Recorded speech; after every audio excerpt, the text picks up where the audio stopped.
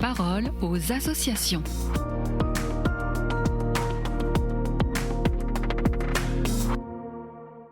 Bienvenue dans la parole aux associations. Aujourd'hui, je suis avec Diane Comelin, la chargée de communication digitale pour Fidesco. Alors bonjour Diane. Pour rappel, Fidesco envoie des volontaires de solidarité internationale dans le monde entier et aujourd'hui, vous nous donnez des nouvelles de ceux qui s'engagent dans le domaine de la santé. Est-ce que vous pouvez nous en dire plus ? Bien sûr, chaque année, nos partenaires sur le terrain sollicitent une aide concrète de Fidesco pour soutenir les équipes et les structures médicales locales et améliorer les conditions sanitaires sur place.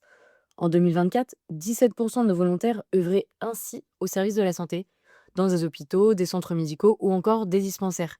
Et ce qui frappe toujours, c'est la force de leur engagement malgré la pauvreté des moyens.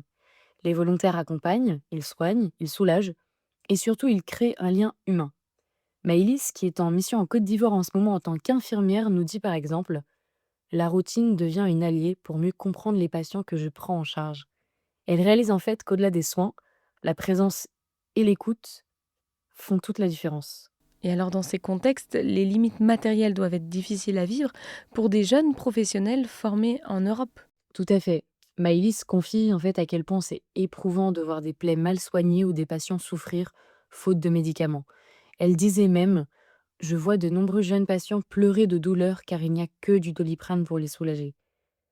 Mais elle a aussi reçu une parole du père Thomas Guisto, qui est notre aumônier de Fidesco, en visite à Benoît et qui l'a libéré. Il lui a dit: les soignants n'ont pas d'obligation de résultat, mais de moyens.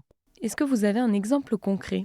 Oui, tout à fait. François, qui est gestionnaire de la pharmacie du dispensaire Saint-Gabriel en Guinée, nous raconte combien il a fallu de patience avant d'agir. Fidesco demande aux volontaires de ne rien entreprendre avant 6 mois sur place, et il comprend maintenant pourquoi. Il nous explique: au bout de 6 mois, j'ai senti que j'affinais ma connaissance des processus, des personnes, des lourdeurs, et des idées ont émergé sur ce que je voulais améliorer.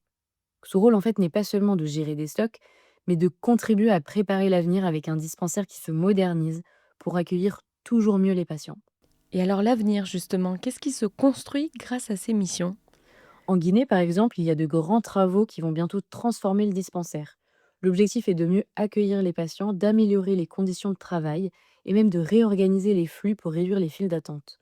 François est plutôt content parce qu'il voit que des entreprises locales s'engagent aussi.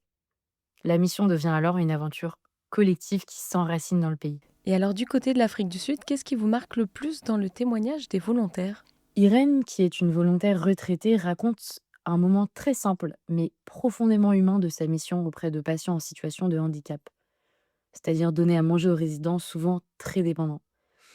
Elle décrit la patience nécessaire, les difficultés de déglutition, les risques d'étouffement, etc. Mais aussi finalement la beauté de ce geste.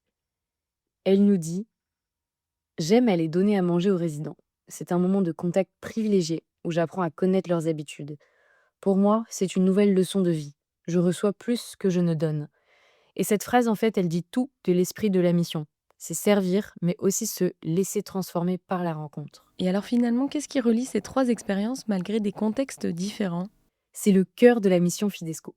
Être au service de la vie avec humilité. Qu'il s'agisse d'un hôpital en Côte d'Ivoire, d'un dispensaire en Guinée ou bien d'un centre d'accueil en Afrique du Sud, nos volontaires rappellent que la santé, ce ne sont pas seulement des soins techniques. C'est aussi l'attention, la dignité et le lien humain. Et souvent, comme le dit Irène, ce sont les volontaires qui reçoivent bien plus qu'ils ne donnent. Eh bien merci Diane pour ce partage et je rappelle qu'on peut avoir plus d'informations sur la mission Fidesco via le site internet fidesco.fr. La parole aux associations.